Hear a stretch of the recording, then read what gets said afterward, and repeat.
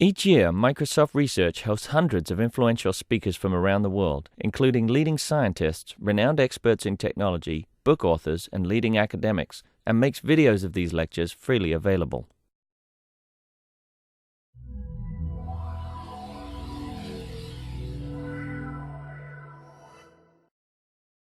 And so what I'm going to be talking about today is the way delays are handled in the air traffic industry. And sort of to give you a sense of why we think this is a problem to be tracking, if you look at the effects on the U.S. economy, airline profit and losses in any given year over the last 10 years or so are in the somewhere cumulatively, maybe $5 to $10 billion range, is sort of the order of magnitude of their profit or loss. And if you look at the magnitude of delay costs on the industry in sort of any one of these years, for socially, they're in the $30 billion range, but in terms of direct costs to the airlines, it's in the $8 to $10 billion range. So sort of the costs imposed by handling delays due to bad weather and other things are more or less the same order of magnitude as the profitability of the industry as a whole. So what does the industry do about this fact? So there's a number of things done. So there are, if you want, there are a lot of things that are done months out in terms of planning. So in many ways you can think of this congestion as basically a pollution problem. Basically there's just more demand for flights at airports than can be reasonably handled. In some cases this is true even when there's perfect weather and everything is right, there's still more demand than there's capacity. But other places are fine when there's good weather, but then when there's bad weather, there's an excess. So you can sort of view this as a pollution problem, and sort of you get the same sort of two natural solutions you get to pollution problems. So one is sort of a cap and trade like systems where there are maybe a limited number of slots permitted at an airport, and there are various mechanisms for determining who gets to have those slots. And then there are sort of the tax solution to it where something like congestion pricing basically says you can schedule as many flights as you like, but if you're scheduling them during the peak parts of the day, you're going to be charged a much higher cost for each flight that you have land to try to do sort of a disincentive and to take into account the costs you're imposing on the system as a whole. So there's these mechanisms that work in advance to try to cope with the problem. There are also things that happen day of, right? So when there's bad weather, suddenly, some flights will somehow get delayed or canceled. If you're sitting at the airport, you might discover that your flight has a 2-hour delay or it's been canceled. And what's going on behind the scenes, and I'll talk about this in more detail, is that the FAA in the US, in concert with the airlines, are doing various traffic flow management programs that involve basically holding airplanes on the ground before they take off in order to avoid congestion at destination airports. And then there are also some sort of real-time things that go on, basically having planes fly faster or slower to try to manage how many are showing up at a given time, or having a plane sit and circle at the airport for a while until there's available capacity to land. So the stuff I'm going to be talking about today focuses on that middle one, sort of the day of operations, where what we want to do is we want to hold some planes on the ground in order to make the available supply of landing slots and to land for them balance. And I'm going to be primarily talking about it at a specific airport, but this actually applies to crowded air sectors as well. So this problem can occur in the air as well as on the ground. And basically, what happens is that you might have had a plan where maybe an airplane was supposed to land every 2 minutes at some airport. And now because bad weather has tightened restrictions on what's safe to do, it might only be safe to have a plane land every 4 minutes. So even if the initial schedule of airplane landings was feasible, it's almost certainly now infeasible. There's just no way to have planes that are scheduled to land every 2 minutes fit into landing slots every 4 minutes. So somehow you have to reschedule things so that things are feasible. And what's been agreed upon as sort of fair by the industry is what they call ration by schedule. And basically what that does is sort of a first come, first serve. They just take the schedule and stretch it out. So whoever was supposed to land first still lands first, whoever was supposed to land last lands last, but now the schedule is just twice as long if we've gone from landings every 2 minutes to landings every 4 minutes. Right, so it's a very, very simple thing. Everyone is treated equally. So sort of one reason they're able to come to agree on is fairness. But it's also probably going to be pretty clearly inefficient, right? We're not taking into account anything other than when you were originally scheduled in determining who gets the landing slots when bad weather strikes. So the actual picture is a little bit more complicated than that. So after that happens, so after that ration by schedule happens, we now get into this new situation where we have these allocated arrival slots. We have the people, airlines, flights have been given arrival slots. Then airlines have the ability to change around their operations. So what I can do is maybe if I have a flight assigned in slot 2 and I have a flight assigned in slot 14, I can just swap them. So I can have my flight that was assigned for slot 14 use slot 2 and vice versa. I can also just cancel one of my flights. So actually, when they say that your flight was delayed by 2 hours or canceled or something that's out of their control, that's actually not quite true. Really what they're doing is they're making some optimization decisions in this stage about what flights are going to get delayed or canceled based on what we're expecting for their operations.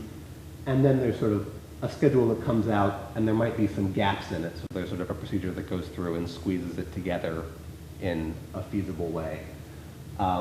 And this is potentially an iterative process where, now that there's a new schedule, airlines might want to respond again now that they see what's happened. Any questions so far on sort of the big picture? Okay. Are there any legal constraints? I would say, I don't think that there are any legal, so in some sense the constraints on, how big the slots are in those situations, those are sort of legal in a sense because they're made by the FAA about what's safe and compliance with safety guidelines and things like that. The rules about, scheduling and things like this, these are, the constraints are, I would say, political rather than legal, right? So it's sort of, that is the official FAA procedure for how this is done, but the official FAA procedure is basically the result of the industry and the FAA working together and deciding what should be done in this situation. So there must be some resource constraints, like the airplane is not in the air, so it has to. Yeah, so it's even, this picture is actually even more complicated than I described, right? So obviously you can't hold a plane on the ground if it's already in the air, and there are various ways you can get exempted, like often you're sort of just guaranteed your slot if you're already in the air and things like that. So there are, right, so while this initial slot allocation thing, there's a lot of complicated things that happen afterward, which is something to come back to a bit. So what do we want to do, and what have people looked at? So as I said, sort of the primary constraints are political. So one of the things we want to do is we're not going to look at sort of first best type solutions to how to resolve the problem. We're sort of going to try to find a solution that's plausible and also very similar to current procedure, and then ask about how good this solution is. Because that's the sort of thing that we think actually has some hope of being adopted in practice. And there is some other work that have taken this ration by schedule and sort of come up with other notions of what might be fair or efficient or something, and looked at different ways you can do it. And certainly you can view us as in that spirit. Then there are people who have looked at better things you can do than just sort of this rationing procedure to allocate this row of slots. So the people looked at basically allowing airlines sort of expressive markets in which they can trade slots between each other rather than just shuffling their flights among themselves. There have basically been, this is a paper by Vazirani where he says basically, we should just basically use it as an auction. Basically, whoever wants to pay the most gets the first slot, and then on down, and just use payments to solve it solve it that way. So certainly a thing we're going to be looking at is how we can achieve some of this improvement in the way delays are allocated, although we're going to be doing it with sort of as a more restricted approach than some of these. And then finally, a larger thing we'd like to do is we'd like to think about whether the things we're doing on these day of operations can have beneficial effects into sort of the further out decisions in terms of reducing the overall congestion in the system. And so, this is the things people have looked at here are things like congestion pricing and these sorts of mechanisms. And so, while the tools we're using are sort of very different from the tools we use, we'll see that, one of our things is we can actually recover some of these benefits, even though we're only working at sort of the day of operations. So these are like three possible methods, right? Three possible types of approaches. But what is the motivation? Have these papers sort of tried to give a motivation that, okay, this is the best way to do this? Right. I mean, so some of them are purely,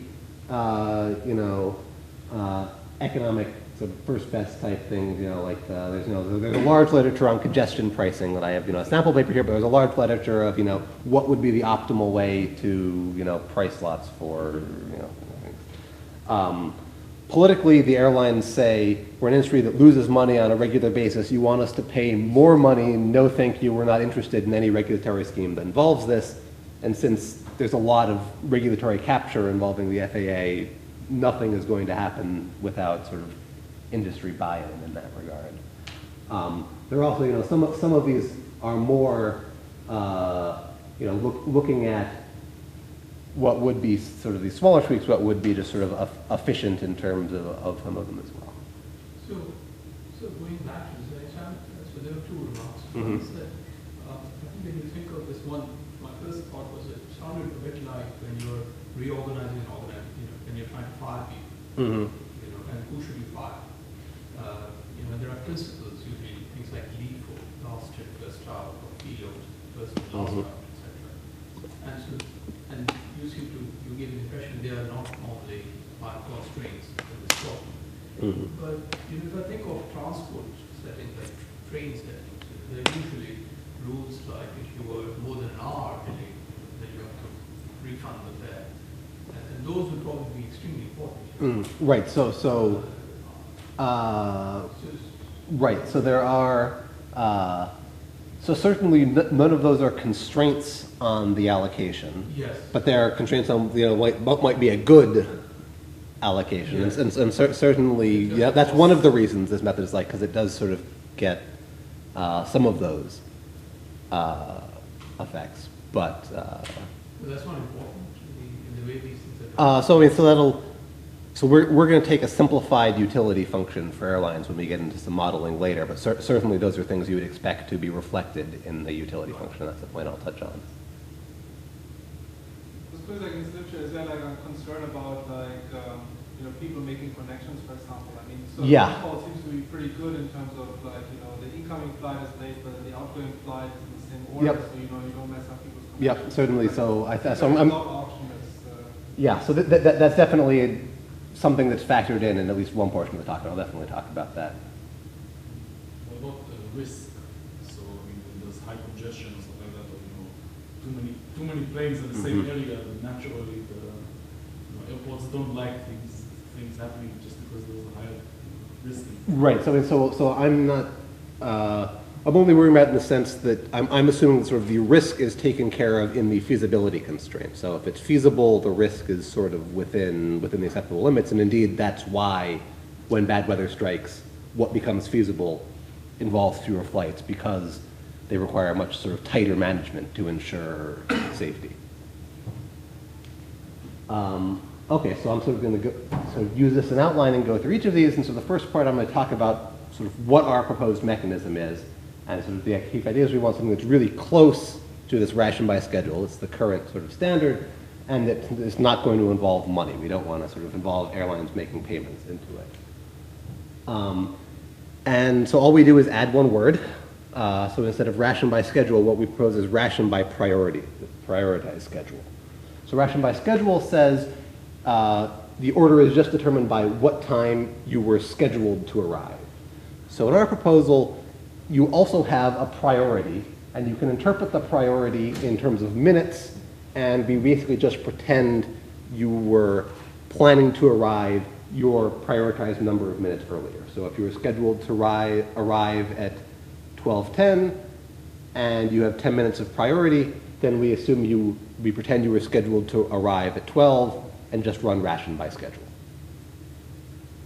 So, apart from the small tweak of adding priorities, it's almost identical, and for sufficiently small priority budgets, it's arbitrarily close to the current procedure. So that's sort of the basic idea, and just sort of to run through an example that illustrates some points. So we might have sort of 3 airlines and which have between them 5 flights, and the first airline might be given 12 minutes of priority for each flight, and the second 5 minutes of priority for each flight. And so sort of there's 2 things to note. Sort of one is that sort of these priorities can change the order of things, right? So if so this flight, so originally the ordering of flights was A1, then B1, then A2. But with this priority added in, since we pretended the flights were earlier based on their priority, now the order is going to be A1, A2, B1. So the ordering of 2 flights has swapped.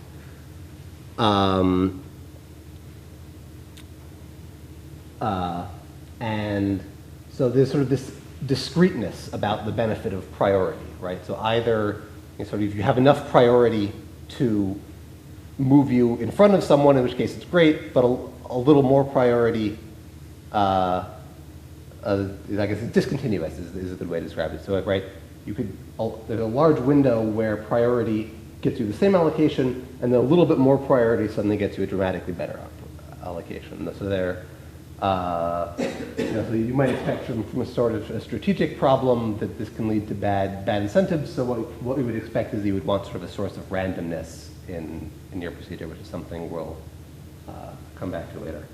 So are there any questions on how the mechanism works? Not how the mechanism works, but perhaps I missed something. Where do these priorities come from? So I'll talk about 2 different places they can come from as we go through the talk. So right now they just exist. And are airlines allowed to use the priorities from 2 flights for 1 flight, or? So right now, each flight has a number, and we'll talk about how each flight gets that number later. So is it, this idea of trying to stay close to the current way of doing things, is it something that you in your discussions with the airlines have found that that's the best political way of getting this adopted? That's certainly, so I'd say my co-author is the one that's had more of the discussions with industry stakeholders. But certainly,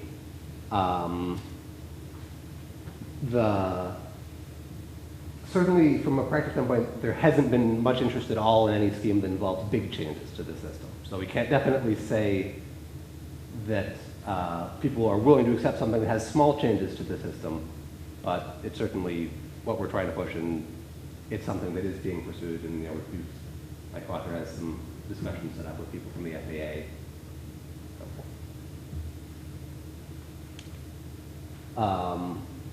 Okay, so now in the next portion of the talk, we're going to look at sort of a non-strategic portion, just sort of from an optimization perspective. Can we sort of, in simple ways, assign priorities to flights that are going to have an improved effect on delays?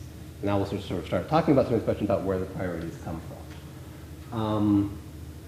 So remember I said there was this sort of complicated procedure we had to do to analyze it, right? So we can't just say, how good is this initial allocation? Because, the airlines are going to come in and do things after we have the initial allocation. So somehow if we want to, understand how good a way of assigning priorities is, we need to take into account the way the airlines or airline disruption response is going to react based on having these priorities. And in addition, there's this sort of thing where they respond to each other, and then you sort of do really have a game between them. So we sort of simplify that and just sort of assume this is a procedure that runs only once and they don't have a chance to re-optimize the second time after they see where their competitors have canceled flights and that things have been compressed. And what we do to analyze this is we use a model that my co-author developed for his thesis that basically is a gigantic optimization model that solves the airline's recovery problems and takes into account things like, you know, passenger flight patterns and needing them to make connections, and how can they be reaccommodated if they miss their connection, and sort of cost to the airline to reflect the fact that if things misconnect too badly, crews start misconnecting, baggage starts misconnecting, so there are sort of these other things. There are sort of aircraft flow balance constraints, right? Sort of your operations need planes to end up where they're supposed to be at the end of the day. So he has sort of an optimization framework that from an airline can take the decision problem for each airline and optimize it subject to these constraints. So in this model, do the airlines provide the parameters? So we don't have. I'll talk about the data we have in a second. So we don't have the the airline parameter models. They're sort of I was just asking, like, if they have, if there's a concern about truth telling and stuff, because, like, the default of just yes, right. schedule is sort of So basically, this is basically us trying to play the role of the airline operations people based on sort of the sort of simplified utility functions that the simulator uses, and sort of because of the one-phase thing, it's essentially myopic. Basically, they just optimize based on the slots they're given and try to recover as best they can. What we do have is we do have some data from basically 10 historical days of basically where there were disruptions in the US. And so we know sort of what the restrictions were based on what schedules actually were realized that day. So we know, when planes were allowed to land, what the feasibility constraints were, and by sort of overlaying data from a nearby clear weather day, we know we have a good guess at what the airline's initial planned schedule was. And so this is going to allow us to compare various prioritization approaches by sort of running the airline recovery on this historical data with different priority policies. So I guess since to be some time, I'm going to speed up a little. The upshot is, so that I guess the units are in passenger delay costs measured in days, sort of taking into account the reaccommodation.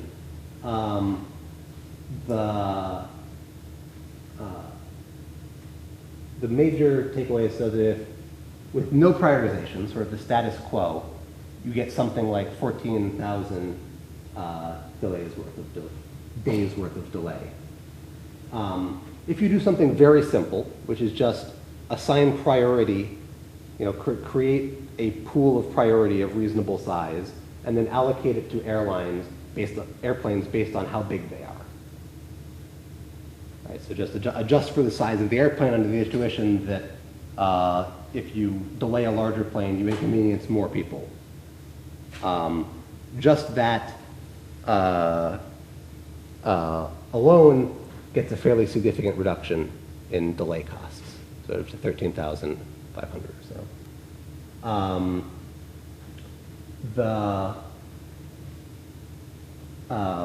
If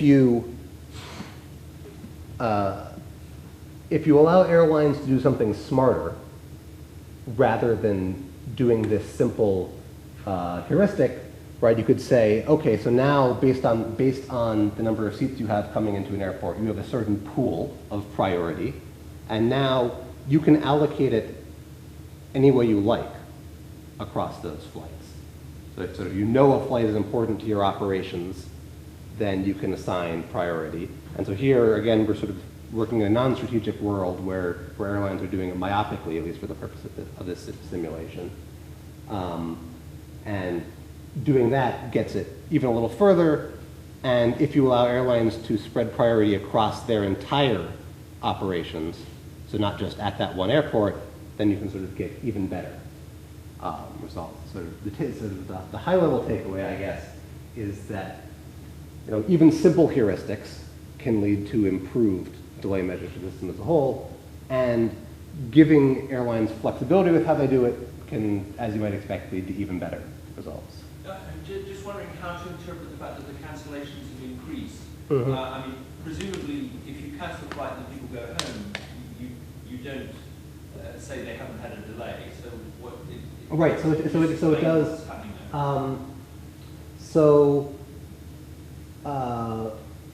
Right. So you can view this as the priority allows airlines to make better decisions in terms of getting some flights on time and canceling others. Yeah. And so indeed, the reported passenger delays are including the reaccommodating the people whose flights got canceled.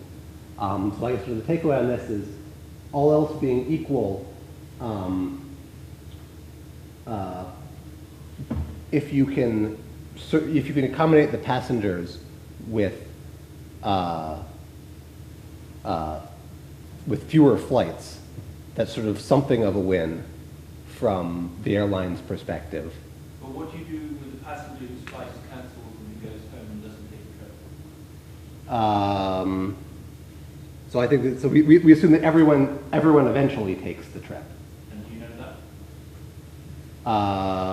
that? I'm sure in reality that there's some portion of people who just give up on the trip if the flight is canceled. And sort of that's not a factor we're factoring in. And to some extent, the airline's optimization might lead them to cancel fewer flights, taking that into account. But I guess it's sort of a second dimension in which there can be a bit of a win because you save some cost from by actually flying fewer flights, since jet fuel was one of the other major expenses for the industry. Okay, so I'm sort of going to, for the last 15 minutes or so, turn to the third part, which is looking at the effects on the overall system. So I'm going to move into a fairly simple model where we're not going to be looking anymore at how the delay are allocated between more and less valuable flights. So I'm going to focus in on a very simple setting where all flights have the same value to try to understand whether we can get any benefits in the longer-term strategic planning from airlines knowing that this sort of prioritization scheme is going to be in place. So in particular, we're going to be looking at a simple model where it's basically a two-stage game. Where in the first stage, airlines have to make a decision about how many flights to schedule at each airport. And we're going to assume that they have some fixed value for each flight they schedule at a given airport. And then in the second stage, airlines are going to bid for priority. So basically, as part of this smoothing out process that I mentioned before with discreting the priority, the way we're going to actually handle assigning the priorities to flights is we're going to give airlines a budget, and we're going to give each airport a total amount of priority that's available at that airport. And then airlines can bid whatever portion of their budget they wish at each airport. And then that airport's priority will be split up proportionally to the amount spent by each airline at that airport. So is this the framework that you mentioned, Vazirani suggested? No. So I should clarify, there's no money involved here. So this is just, I give you a budget of points to spend. So Vanarani said that basically you should just just run an auction to allocate the slots. So here we're not giving you direct ability to buy slots. We're just saying you can sort of bid for a share to determine how much of that airport's priority you want. So for example, you know, if you have a lot of flights at an airport, you might want to, well, invest more of your priority at that airport to, more of your budget at that airport to get priority for those flights. And you get different budgets because like one airline is more. Right. So actually, the results I'm going to present are for airlines both airlines having the same budget. But yeah, in principle, right, you would want airlines to have different budgets reflecting the fact that they have different sizes and things like that. But sort of the key thing is that basically the priority at each airport is going to be allocated proportionally to how much of their priority budget airlines bid at each airport.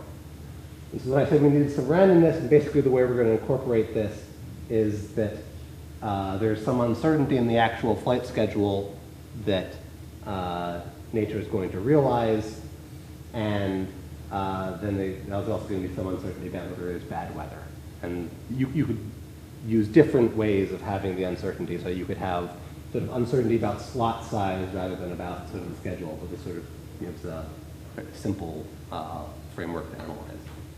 So this the budget, when you assign it to an airport, it's just for departure times. So typically, because if you assign, you could be having very high priority, let's say in Cambridge, very low priority at the destination airport, where you have. Yeah. So the way this is managed in practice is typically you would only have what is controlled is your landing airport.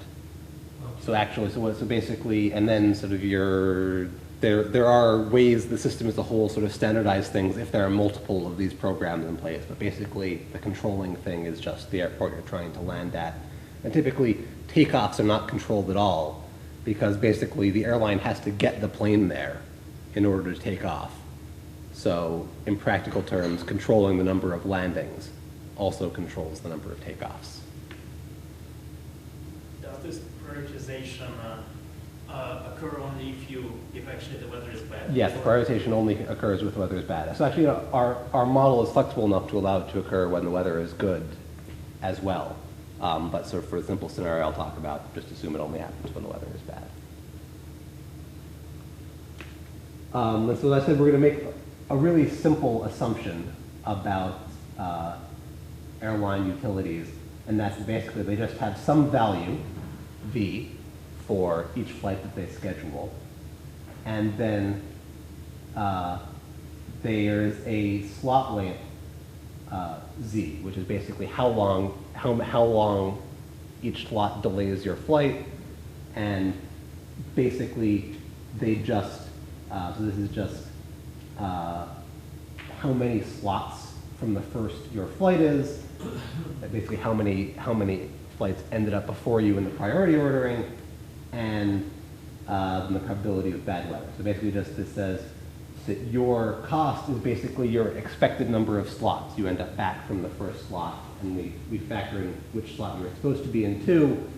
But I mean, to keep things really simple, we basically just assume that there's not sort of a feasibility thing where you can't actually be scheduled before you were.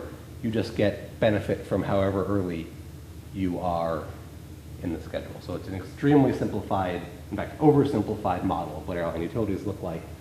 So I guess, so this sort of makes everything linear, and you would expect actually, sort of delay costs to be convex and increasing rather than just linear and increasing. Because basically the more delayed you get, sort of the bigger problems are with baggage misconnects and passenger misconnects and everything like that.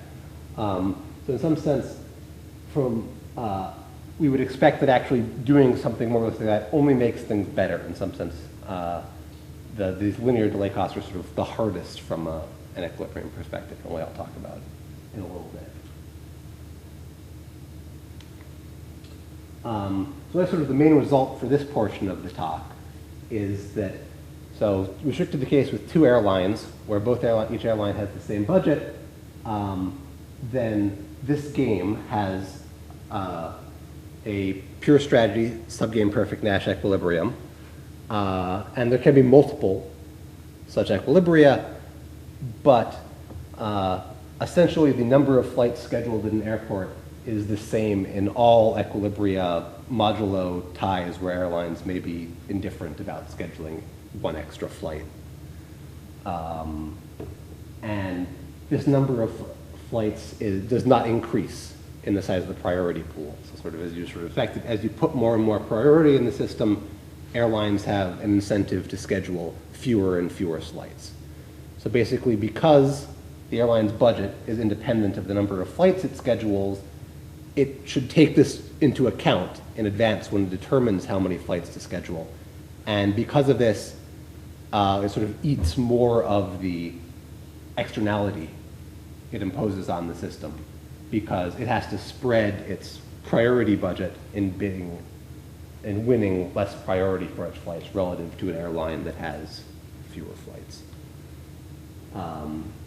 This is why I'm saying you sort of get some of the benefits out you might get from sort of congestion pricing or other schemes that are designed to directly impact the in-advance scheduling decisions.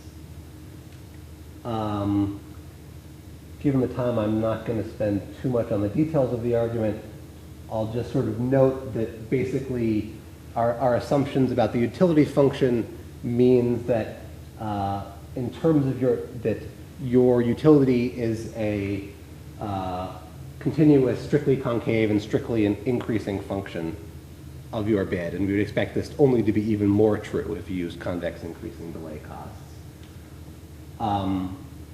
And then sort of, since we're looking at sort of perfectly where we can just sort of reason backwards and sort of solve the second stage game first. It turns out that just because we only have two airlines, everything is constant, the game is constant sum. We're basically just determining who gets to pay the delay costs since we made everything linear. So, you know, it's very easy to see that there are unique equilibrium payoffs. So basically the machinery that powers the result is that we can actually characterize what these payoffs are.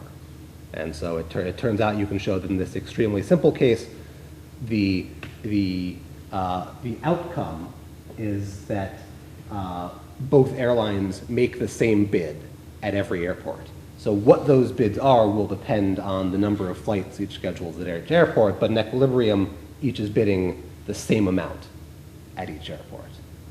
So that means we can basically just look at the number of flights scheduled and know what the expected allocations and delay costs are going to be.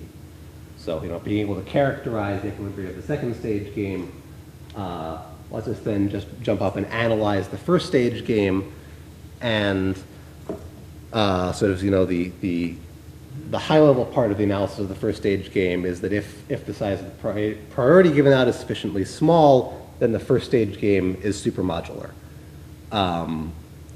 which basically means that best response dynamics are really nicely behaved. In particular, this sort of is how we get our existence of pure strategy equilibria, and allows us to find it numerically in practice.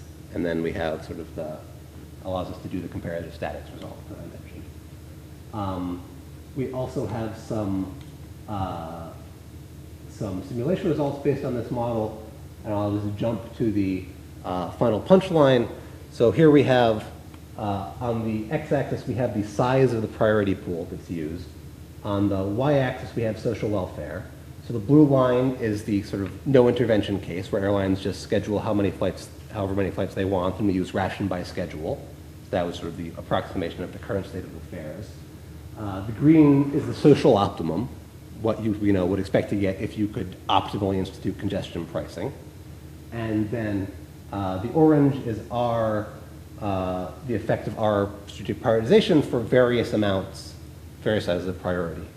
And so sort of the theory just says things don't get worse as you add more priority, but this sort of shows that, you know, some models, in this simple model, things do in practice actually get better, and you can actually recover a significant chunk of the benefits of congestion pricing, even though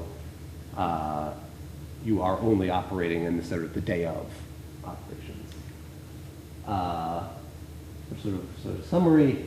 Yes, it seemed promising in terms of being able to affect, and sort of the size of the priority pool is sort of the critical lever you have to control from sort of the strategic perspective and getting congestion pricing benefits.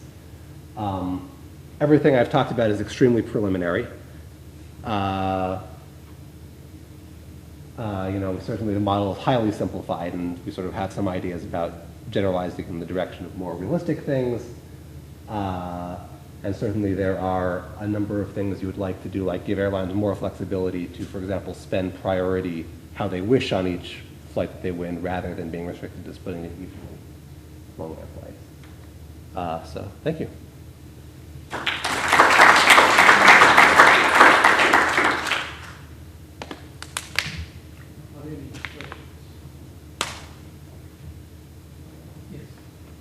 So I didn't quite understand the last graph you showed. I'm still trying to understand this priority pool size, where this is coming from, and who's controlling this. And, right. So this would be the FAA saying that sort of the total amount of priority available at airport X is 45 minutes. So if all of the airlines bid some amount, they're going to be between them splitting 45 minutes worth of priority. So this is total utility at one airport? No, this is in a system with 2 airports for simplicity, but it generalizes to I mean, there must be some constraint. You can't. I mean, this is the amount available at each airport. Right, and more is better. That makes sense. Right. So basically, more is better in the sense that of causing airlines to internalize the externalities. Basically, the larger the priority pool, the more of the externalities you can get them to internalize, and so the closer they get to scheduling the socially optimal number of flights. So does it ever get to the green line? Certainly not with these parameters. So all of the lemmas had in them sort of constraints that if the priority pool is sufficiently small, and so basically if you go really anywhere past this point, our equilibrium characterization stuff breaks down essentially because the priority pools get too large, and we don't really know what the equilibrium of the game looked like past that point to say what happens. Did you consider looking at the price of anarchy or that sort of thing? We don't have any results. It certainly would be nice. With the two-stage nature of it, it's really hard to analyze unless you can characterize sort of the structure of the equilibria in the second stage. Any questions? Thank you very much.